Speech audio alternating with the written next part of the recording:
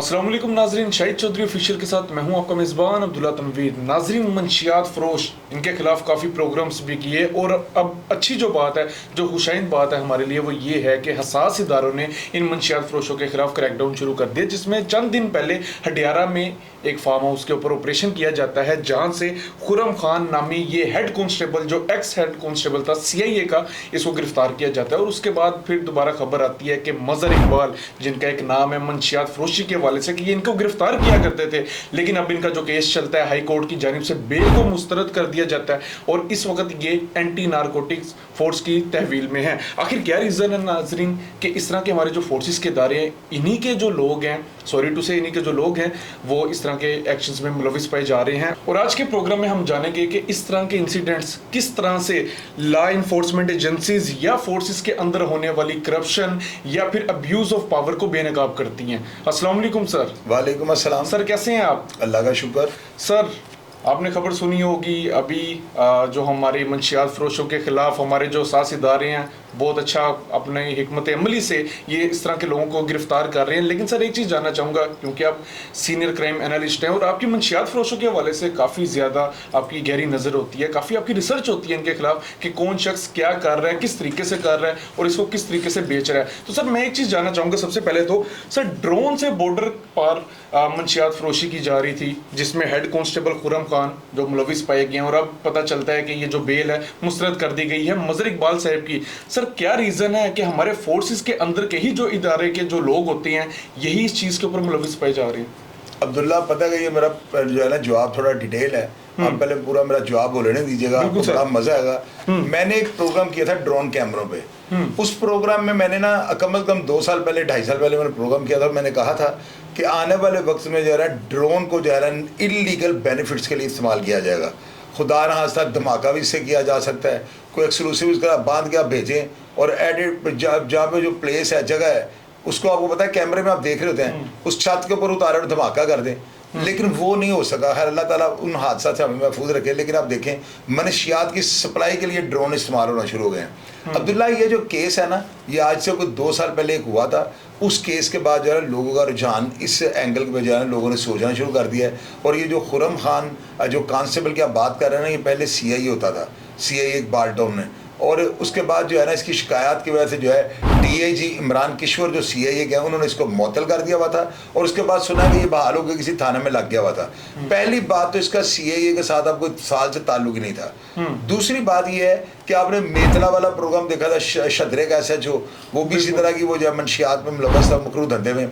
अब मजहर इकबाल जो है बड़ा अच्छा दोस्त था, बल्कि दोस्त है, और मैं इसकी बड़ी रिस्पेक्ट करता था। और ये बंदा जो है इसके बड़े अच्छे लोगों के साथ, बड़े शहर के वेल सेटल्ड लोगों के साथ सलाम दुआ थी।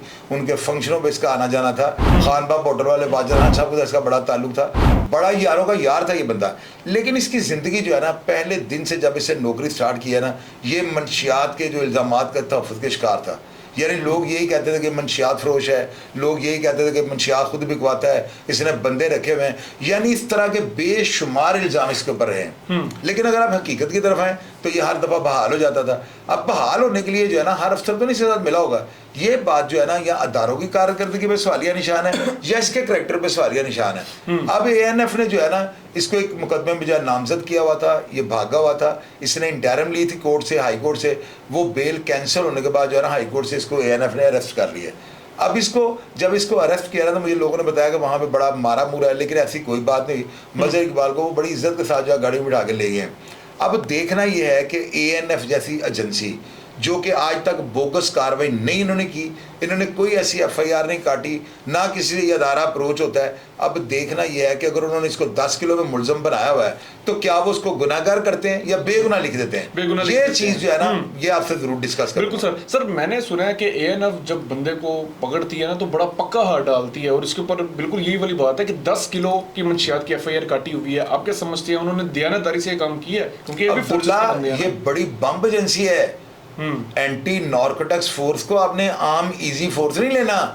मैं लिख के दे सकता हूँ आपको ये बात कि वो किसी बंदे को गलत हाथ नहीं डालते।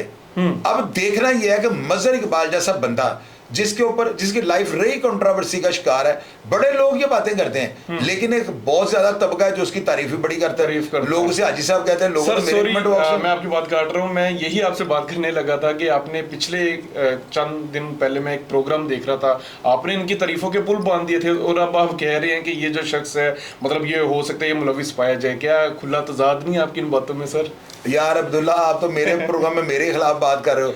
और अल्लाह के बंदे, जिस वक्त मैंने वो प्रोग्राम किया था ना मदर इकबाल की बायोग्राफी, देखिए बात सुने, आपको पता है तीफी बट का केस हुआ तो मैंने एंकर्स को कहा था आपने साफ नहीं कहना, उसकी रीजन वो मुलजम है। अभी मदर इकबाल जो है ना मुलजम है। देखिए मेरी बात सुने, अगर आप रियलिटी ग्राउंड पे हैं तो मैं खुद उसका बहुत बड़ा फैन हूँ।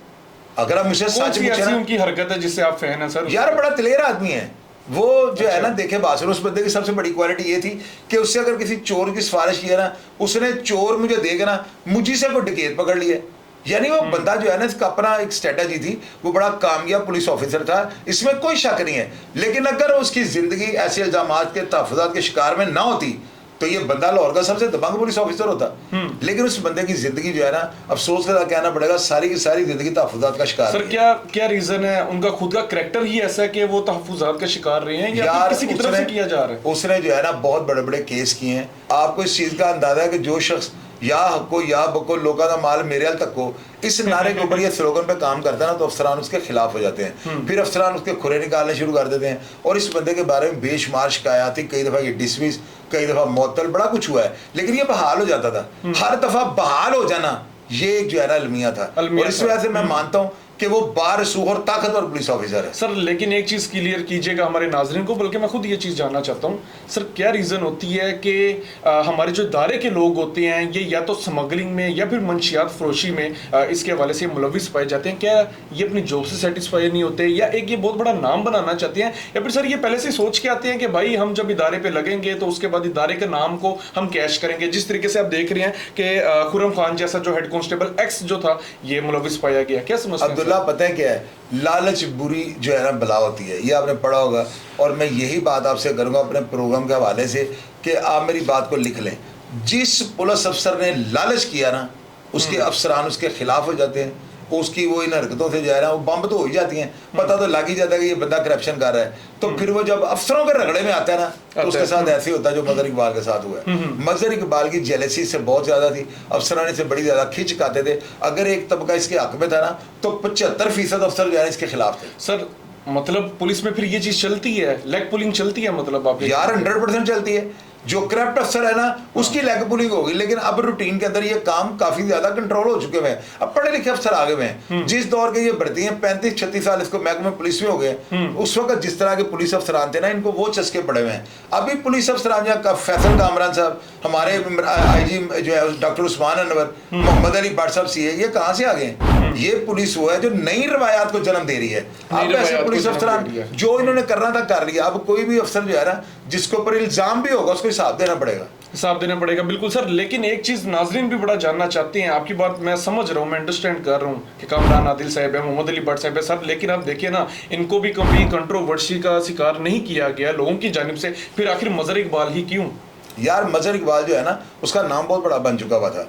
आप यकीन करें, जिस दिन इसको पूरे लाहौर में मंशियात का टास्क मिला ना, मैंने उसी दिन कहा था ये बंदा अब जो है ना किसी का काबू आ जाएगा, क्योंकि ये बंदा एक अपने स्टाइल से दुनिया को देख रहा था। और ठीक है उसमें ये कामयाब भी था, लेकिन जब इतनी बड़ी पोस्ट पे आप लग जाओ ना, पूरे लाहौर का मंशियात का जराइम आपको मिल जाए, तो फिर वहाँ पे जो है ना अरबों खरबों के रोले होते हैं।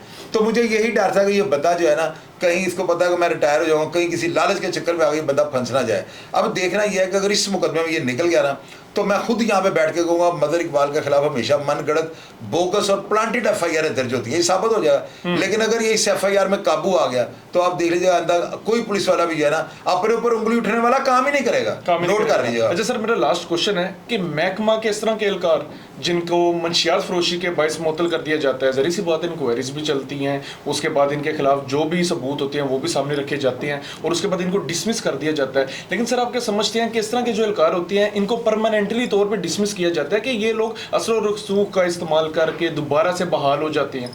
अब्दुल्ला डिसमिस जब कोई बंदा होता है ना, पहले वो अपने अफसरान बाला को दरखास्त देता है, फिर वो उसके बाद अगर बहाल रहे तो फिर वो सर्विस टर्मिनल में चले जाता है, उसके बाद अदालतें पड़ी होती हैं, ये लंबा प्रोसीजर होता है। लेकिन अगर एक बंदा डिसमिस हो जाए ना तो 4-5 साल का झटका लग जाता है। तो मजर इकबाल अगर डिसमिस फ्रॉम सर्विस होगा तब उसकी बहाली से पहले वो रिटायर हो जाएगा, तो इसके पास तो बहाली का टाइम भी खत्म हो गया। और ये बेचारा भी जो है ना इतना बुरा नहीं था जितना मुआशरे ने या लोगों ने तनकीद करके इसको बना दिया। बड़ा यारबाश आदमी है यार, मेरे साथ उसका बड़ा गहरा को 30-35 साल से ताल्लुक था, मैं उस बंदे को जाती तौर पे जानता हूँ। इल्जामात उसके पास उसके ऊपर रहे हैं लेकिन आज तक साबित नहीं हो सका, ये सबसे बड़ी मजे की बात है। बिल्कुल सर। सर मेरा फिर लास्ट क्वेश्चन होगा आपसे, क्योंकि मैं चाह रहा हूँ प्रोग्राम बड़ा मतलब फैक्ट्स के वाले से हम बात कर रहे हैं। सर अगर कोई शख्स या कोई एहलकार पुलिस का या किसी भी फोर्सेस के दायरे का हो जाए, मंशियात फरोशी में पाया जाता है, मुलविस पाया जाता है, केस भी आ जाता है, सबूत भी उसके खिलाफ आ जाते हैं कि भाई इस शख्स ने ये काम किया है, आप क्या समझते हैं वो परमानेंटली तौर पे भी डिसमिस हो जाता है? सर अब्दुल्ला हो जाते हैं, लेकिन आपको मैंने बताया ना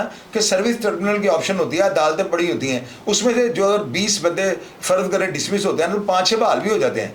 ये डिसमिस होने का मतलब ये नहीं कि उसको हमेशा के लिए फारिग कर दिया कि बड़ी अदालतें सर्विस टर्मिनल पड़ा होता है वहां पे पीलों में लोग बहाल हो जाते हैं, बड़ा होता है। तो ये मदर को अगर उन्होंने डिसमिस कर दिया ना इस दफा तो उसको वो बहाल होने से पहले उसकी नौकरी खत्म हो जाएगी, नौकरी खत्म हो जाएगी। ये नाजरीन आज का हमारा प्रोग्राम था, आज का हमारा व्लॉग था, जिसमें मैं चाह रहा था कि मंशियात फरोशों के खिलाफ तो नो डाउट हमारे साथ इदारे कार्रवाई कर रहे हैं और बड़ी अच्छी कार्रवाई कर रहे हैं, बल्कि आप एक चीज नोट कीजिएगा कि इन्होंने अपने पेटी भाई का भी लिहाज नहीं किया। आप ये भी देखिएगा कि जो एक्स हेड कांस्टेबल थे, जो खुरम खान था, इसके खिलाफ ये खुद जाती हैं, उसको गोली भी लगती है और ऑपरेशन करके उसको गिरफ्तार कर लिया जाता है। लेकिन नाजरीन मेरा फिर भी एक सवाल जो होगा वो हमेशा से मेरे दिल में रहे और आइंदा भी रहेगा कि आखिर क्यों, आखिर इस तरह के दारों के ही लोग क्यों? क्योंकि ये लोग तो तहफ़्फ़ुज़ के लिए आते हैं, ये लोग तो मंशियात को ख़त्म करने के लिए आते हैं। फिर भी क्या रीज़न होती है कि मोस्टली हसास इदारों के ही लोग या तो वो ज़्यादातर पाए जाते हैं स्मगलिंग में या फिर वो पाए जाते हैं मंशियात फरोशी में? इसका जवाब आप लोगों ने देना और कमेंट सेक्शन में अपनी राय से ज़रूर आगाह कीजिएगा। प्रोग्राम का नाज़रीन फीडबैक ज़रूर दीजिएगा।